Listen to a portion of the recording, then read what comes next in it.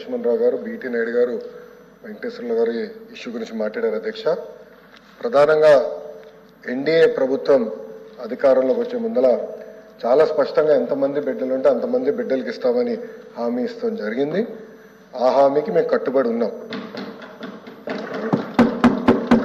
రెండో అంశం అధ్యక్ష, అందుకే గైడ్ లైన్స్ రూపొందించడానికి కొంచెం సమయం కావాలని అడిగాం. నేను కూడా ఇది కొంచెం సీరియస్గా తీసుకుంటున్నా. మంత్రులందరితో కూడా మేము చర్చిస్తున్నాం. గతంలో జరిగిన లోటుపాట్లు జరగకూడదనేది మా లక్ష్యం.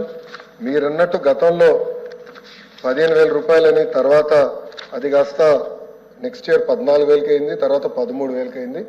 1,000 రూపాయలు టీఎంఎఫ్ అన్నారు, ఇంకో 1,000 రూపాయలు ఎస్ఎంఎఫ్ అని అది డబ్బులు తీసుకుంటాం జరిగింది. అంతేకాకుండా ఎలిజిబిలిటీ క్రైటీరియా కూడా మార్చడం జరిగింది అధ్యక్ష. గ్రామాలు వచ్చే గల 5,000 రూపాయలు నెలకు వస్తే ఆటోమేటిక్గా వాళ్ళు ఎలిజిబుల్ అనేది, 5,000 కన్నా తక్కువ వస్తే ఎలిజిబుల్ అన్నారు. అట్లా మళ్ళీ దాన్ని మార్చారు.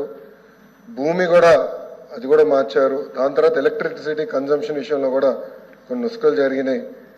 ఇంతేకాకుండా పాదయాత్రలో కూడా నేను అనేక మందిని కలిసినప్పుడు వాళ్ళు చాలా స్పష్టంగా మేము ఇప్పుడు అప్పు చేసి ఒక 4 వీలర్ 4th హ్యాండ్ బండి కొన్నాం అంటే 30,000 రూపాయలు 40,000 రూపాయలు పెట్టి ఒక స్కార్పియో కొనుక్కున్నాం. ఇమీడియట్గా తీసుకున్న వెంటనే మా తెల్ల కార్డు పోయింది, దానివల్ల మాకు రావాల్సిన సంక్షేమ కార్యక్రమాలన్నీ పోయినాయని వాళ్ళు నాకు చెప్తాం కూడా జరిగింది. ఇది కూడా మేము డిస్కస్ చేస్తున్నాం. ఎందుకంటే గ్రామ సచివాలయం, వార్డు సచివాలయాలు స్వామి గారి కింద ఉంది, మళ్ళీ ఆర్టీజీ నా కింద ఉంది. మీ ఇద్దరం కూర్చుని డేటాని కూడా ప్యూరిఫై చేయాలి, పకడ్బందీగా ఇది అమలు చేయాలనేది లక్ష్యంతో మేము చేస్తున్నాం అధ్యక్ష. మీకు ఎలాంటి సందేహం అవసరం లేదు. అర్హులు ఎంతమంది ఉన్నా ఇవ్వాలనేదే ఎన్డీఏ ప్రభుత్వం లక్ష్యం. అది మేము సాధిస్తాం. రెండోది, ఇది బోత్ ప్రభుత్వం ప్రైవేట్ పాఠశాలలకు వెళ్ళే విద్యార్థులకి వర్తిస్తుంది. ఇంకో పక్కన పెద్దలు అన్నట్టు అధ్యక్ష 2019 నుంచి 24తో పోల్చితే ప్రభుత్వ పాఠశాలలో సుమారుగా 72,000 మంది విద్యార్థులు తగ్గారు అధ్యక్ష. ఇది కూడా మేము చర్చిస్తున్నాం. ఎందుకంటే నాడు నేడు కార్యక్రమం ద్వారా వేలాది కోట్ల రూపాయలు ఖర్చు పెట్టిన విషయం వాస్తవం. కానీ ఎందుకు విద్యార్థులు తగ్గారు? గత ప్రభుత్వం సిబిఎస్ఈ తీసుకొచ్చింది. సిబిఎస్ఈ మళ్ళీ బోర్డ్ ఎగ్జామ్స్ అని పెట్టారు. తర్వాత ఐబీ గురించి ప్రస్తావించారు. టోఫుల్ గురించి కూడా ఒక ప్రశ్న ఉంది, దాని గురించి కూడా మాట్లాడతారు. కానీ నిర్ణయాలు తీసుకున్నప్పుడు, విద్యా రంగంలో నిర్ణయాలు తీసుకున్నప్పుడు చర్చించాల్సిన అవసరం ఉంది. యూనియన్లతో మాట్లాడాలి, ఉపాధ్యాయులతో మాట్లాడాలి, అందరినీ కూర్చోబెట్టి ఆమోద్యమైన పరిష్కారం వెతకాల్సిన అవసరం ఉంది అధ్యక్ష. నీ జర్క్ రియాక్షన్ తీసుకోవాల్సిన అవసరం లేదు. అందుకే మీరు చూస్తే నేను మంత్రి కరెక్ట్ ఈ రోజుతో నెల అయింది నేను ఛార్జ్ తీసుకుని. నేను కూడా అధికారులు చెప్పేది ఒకటి, రాబోయే సంవత్సరం ఏం చేయబోతున్నాం రోడ్ మ్యాప్ వేద్దాం, అందరితో చర్చిద్దాం, సంఘాలు అందరినీ కూర్చోబెడదాం, మాట్లాడదాం, వచ్చే సంవత్సరం నుంచి అమలు చేద్దాం. నాకు నచ్చింది కనుక ఇది ఇద్దాం, నాకు నచ్చలేదు కనుక ఇది తీసేద్దాం అనేది కరెక్ట్ కాదు.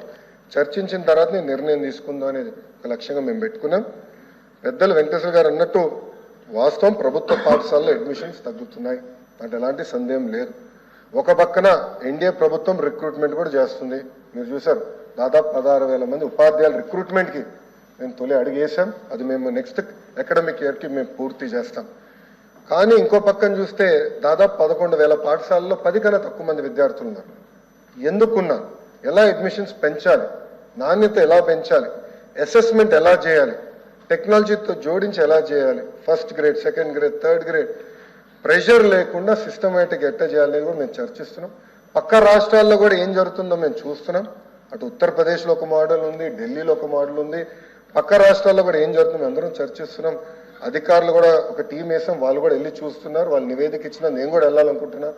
వెళ్ళి ఏం చేస్తున్నారో మోడల్ చూసి మన రాష్ట్రానికి కరెక్ట్ మోడల్ ఏంటనేది రూపొందించి అది మీ ముందర పెట్టి అందరు అభిప్రాయాలు తీసుకున్న తర్వాత మళ్ళీ ఆంధ్ర రాష్ట్ర ప్రజలు తల్లిదండ్రులు ముందర పెడతా వాళ్ళ అభిప్రాయాలు సేకరించిన తర్వాతనే వచ్చే అకాడమిక్ ఇయర్ నుంచి మేము అమలు చేస్తాం.